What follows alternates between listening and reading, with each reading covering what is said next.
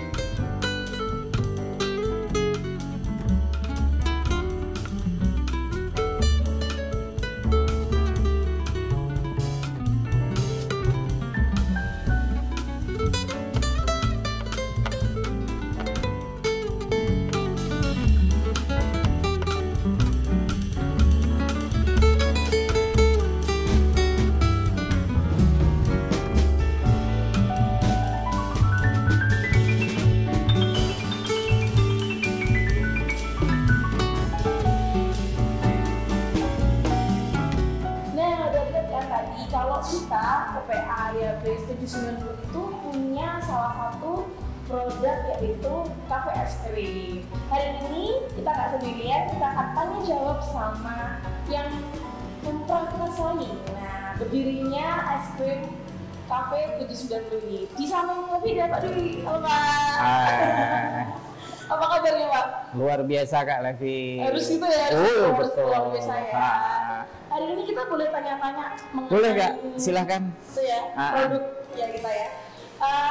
Saya mau tanya nih Pak, kapan sih merintis usaha es krim ini Pak, cafe ini? Ya, kalau anak-anak khususnya youth ya, khususnya youth itu belajar es krim itu kurang lebih 3 tahun yang lalu ya. Bahkan sebelum pandemi kita sudah mulai melakukan trial, percobaan, apapun hasilnya ya itulah yang dikerjakan oleh anak-anak youth ya waktu itu. Kemudian setelah pandemi berlalu ya kita mencoba waktu itu tepatnya kalau tidak salah hari raya itu ada sebuah challenge sih ya, tantangan dari anak youth, Pak kita buka yuk. Kemudian saya tangkap respon itu gitu loh ya, saya merespon kemudian oke. Nah dari situlah kita mengawali dan mencoba dan memulai gitu kan. Gitu, berarti memang prosesnya nggak sebentar ya Pak ya. Kayak itu ada proses step by step dan akhirnya yang mencetuskan itu malah anak-anak sebenarnya. Iya. Terus apa dorongan Pak Dwi ini? Yaudah yuk buka aja gitu. Apakah percayai atau gimana? Ya awal-awalnya sih saya cuma ngetes sama anak-anak juga sih. Yakin mau buka sekarang ya, artinya secara kesiapan sih memang kita belum siap 100% ya, artinya oke lah kita soft opening dulu aja lah, grand openingnya tunggu waktunya gitu loh. Nah akhirnya berjalan puji Tuhan ya, ada beberapa anak-anak yang komitmen untuk menunggu kafe dan sebagainya ya, itu yang kita lakukan sampai hari ini. Jadi itu pure produknya anak-anak dan untuk anak-anak. Ya, sebenarnya bahwa project ini adalah project untuk youth ya. Oh, youth. Jadi kita di belakang aja gitu, masih membantu proses untuk tetap berjalan ya. Tetapi harapannya setiap anak-anak itu punya kesempatan untuk melihat, oh ternyata kewirausahaan salah satu bidang kewirausahaan di PPA itu seperti itu ya, aku harus andil, kemudian aku harus belajar di situ dan sebagainya. Karena harapan kami next di kemudian hari ya, ketika anak-anak mencoba atau terjun langsung, mereka sudah tidak gagap lagi. Ada sebuah materi yang pernah dia dapat, ada sebuah keberanian yang pernah dia olah di kafe ini dan sebagainya, akhirnya tidak akan pernah menjadi kendala di kemudian hari ketika mereka akan mencobanya, gitu kan. Buat bekal anak. Iya, betul Kak. Terus nih ya, ditanya nih, biasanya orang-orang itu kan takut untuk memulai usaha karena modal. Iya, betul. Kalau Kak Dwi ini gimana? Modalnya dari mana, atau investasi yang harus dikeluarkan gitu? Ya, awal-awalnya sih memang bangunan ini ya boleh dibilang seperti ini Kak Levi ya. Ini bangunan kan sudah lama ya, mungkin sudah lebih dari 5 tahun ya, sudah lebih dari 5 tahun. Step by step ya, ibaratnya kita menabung lah ya, kita menabung untuk mewujudkan sebuah bangunan. Ya itu semuanya memang campur tangan Tuhan sih ya, itu semuanya memang kemurahan Tuhan. Nah, mendekati anak-anak sudah berproses dan sebagainya, kemudian waktu itu kalau tidak salah PF-nya masih PF lama kami Pak Marcel ya, kami mencoba nego ya, mau nggak Pak anak-anak difasilitasi pada sebuah kewirausahaan yang langsung mereka terjun di situ, tidak sekedar praktek dimakan dan seperti itu. Nah ternyata beliau menangkap sinyal ini, peluang ini, wah bagus Mas, itu artinya itu bisa dikembangkan karena orientasi dari PPA itu bukan kepada sebuah hasilnya saja, tetapi proses yang dijalani. Nah itu sesuatu yang mahal. Harapannya anak-anak PPA khususnya youth ya, yang mereka cinta dengan dunia kewirausahaan itu akan masuk di dalam proses-proses itu. Jadi kalau dibilang berapa sih investasi yang sudah digelontorkan, ya itu bertahap Kak ya. Semua karena Tuhan ya, semua karena Tuhan.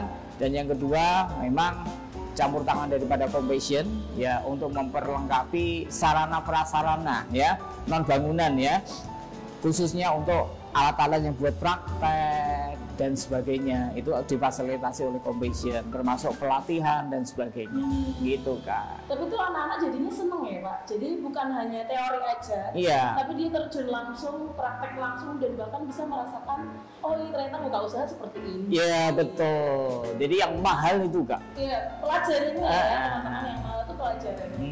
Terus tanya lagi nih Kak, Pak, kan tadi kan Pak Dwi juga udah bilang pelajaran itu kan yang mahal. Ada nggak kendalanya dalam waktu membuka kafe ini, atau mungkin sebelum membuka? Terus bagaimana solusinya, bagaimana cara menemukan solusinya gitu gimana? Ya, mengawali sebuah usaha pastinya ada kendala ya, nggak mungkin kita mulus-mulus saja ya, karena ibaratnya apa yang kita gunakan itu kan semuanya harus berproses kan, mulai dari SDM, mulai dari pendanaan. Nah itu termasuk di dalamnya yang menjadi kendala ya. Yang pertama ya, ketika kita ingin mengawali gitu ya, semangat anak pasti ada, namanya anak muda ya, idealis gitu loh. Nanti jalan berapa hari ketika praktek, Pak esnya kok kurang enak ya, kemudian Pak kok gampang pencair kenapa ya, dan sebagainya. Nah itu bagian dari kendala, tetapi kita tidak patah semangat di situ, tetapi itu menjadi sebuah pembelajaran. Oh ternyata kalau hasilnya seperti ini, nanti harus saya tingkatkan seperti ini, seperti ini, seperti ini. Kemudian yang kedua, dari anak-anak sendiri, ya namanya anak-anak muda ya Kak ya, kadang-kadang ya masih diliputi emosional ya, kadang-kadang moodnya bagus, moodnya ada bagus dan sebagainya. Nah itu kadang-kadang juga menjadi kendala, tetapi kita seperti tadi, kita konsisten, tidak patah semangat. Yang penting sarana prasarana kita sediakan. Tugas kita adalah bagaimana kita mendorong anak-anak untuk masuk dalam arena ini ya. Jadi tidak sepenuhnya ada yang full time, ada sih beberapa anak-anak yang memang mereka sudah Pak, saya mau ambil bagian di situ. Saya belum punya pekerjaan, saya akan tunggu di kafe itu ya, dengan hasil ya yang cukup buat jajan mereka dan sebagainya. Tetapi ada juga anak-anak yang part-time ya, Pak, besok saya nganggur Pak, ini Pak, pas ada kegiatan sekolah. Besok saya jaga hari Jumat atau hari Sabtu jam sore dan sebagainya, seperti itu ya. Kalau dibilang kendala pasti ada Kak, tetapi kita konsisten aja ya, karena salah satu modal dari usaha itu bisa berjalan karena konsistensi, baik dari pengelolaan ya, dari SDM dan sebagainya. Nah itu yang harus kita jaga kan. Pasti ada trial errornya ya. Pasti kok. Itu berkali-kali. Iya pasti. Wah berarti ini juga jadi tantangan buat teman-teman nanti yang akan membuka usaha ya. Betul Kak. Jadi kalau misalkan gagal itu bukan akhir dari segala. Betul. Oke, kalau boleh dibilang Kak, pencapaian apa sih yang Bapak pengen banget anak-anak PPA seperti apa melalui kafe ini? Ya, yang jelas apa yang menjadi mimpi besar kita adalah bagaimana anak mandiri secara ekonomi. Nah, mandiri secara ekonomi tidak hanya di jalur kafe ini aja sih ya, tapi bisa di bidang keterampilan yang lain, kewirausahaan yang lain. Tapi minimal ini menjadi satu laboratorium hidup ya. Jadi inilah hidup buat anak-anak ya, untuk mereka belajar. Karena di sini pasti mereka akan menghadapi tantangan. Kenapa sih eskul kok lakunya kok kurang? Ya ini pengunjungnya sedikit kenapa dan sebagainya. Dari situ ini yang paling mahal Kak. Proses ternyata itu yang akan mendewasakan kita. Kalau kita hanya sekedar punya duit segebok, buka usaha, kemudian tiba-tiba di luar ekspektasi kita, aduh pengunjungnya kok dikit, nanti belum tikar ya. Artinya nanti aduh patah semangat dan pasti akan tutup. Tapi dengan proses seperti ini ya, mereka tidak menanggung risiko, betul kan? Karena ini bukan menjadi usaha yang mereka harus keluarkan duit untuk modal gitu ya. Artinya bersyukur kalau anak-anak PPA khususnya youth ya bisa masuk dalam kewirausahaan apapun yang ada di PPA ya, baik roti, kafe es krim dan lain-lain sebagainya. Mereka tidak akan pernah dirugikan, tapi diuntungkan. Karena satu, mereka tidak modal. Yang kedua, ketika terjadi sesuatu hal yang di luar ekspektasi kita, mereka tidak menanggung rugi. Sekarang saya tanya lagi nih Pak, tipsnya, tips buat adik-adik remaja yang mau berwirausaha itu seperti apa sih Pak? Oke, tip yang pertama adalah ketika kalian ada dalam sebuah komunitas yang memfasilitasi kalian, salah satu contoh PPA ya, Pusat Pengembangan Anak. Ambil kesempatan itu ya, jangan pernah berpikir gimana ya, gimana ya. Ambil kesempatan itu karena next di kemudian hari itu akan sangat berguna buat teman-teman youth ya. Ketika dia ingin memulai, aku pernah diproses di situ. Ibaratnya kalau orang Jawa itu pernah ngomong seperti ini, aku pernah loro-lopo oneng ngono. Ibaratnya seperti itu ya. Artinya bahwa pendewasaan itu ya akan terus terjadi ketika anak-anak itu berproses. Tidak mungkin ujuk-ujuk itu tidak mungkin kan, tiba-tiba mereka langsung siap gitu, enggak ya. Artinya mulai dari proses itu dia nikmati seperti itu Kak. Itu yang pertama. Yang kedua ya, buat anak-anak youth ya, jangan pernah takut untuk mencoba. Ingat ya, jangan pernah takut untuk mencoba ya, karena orang kalau tidak punya keberanian untuk mencoba itu hanya mentok di pikiran aja Kak ya. Jadi maju enggak ya, nanti bangkrut enggak ya, laku atau enggak ya, wah nanti ada pengunjungnya aja enggak ya, wah kira-kira nanti enak atau enggak ya. Itu hanya ketakutan-ketakutan yang kadang-kadang itu mengintimidasi kita Kak. Dan akhirnya ya kita berpikir enggak usah lah, aku ngikut orang aja, aman dan sebagainya. Padahal kesempatan ketika anak-anak berani berwirausaha, sesuatu yang didapat tidak seperti ketika dia ikut orang. Ikut orang kan ada keterbatasannya.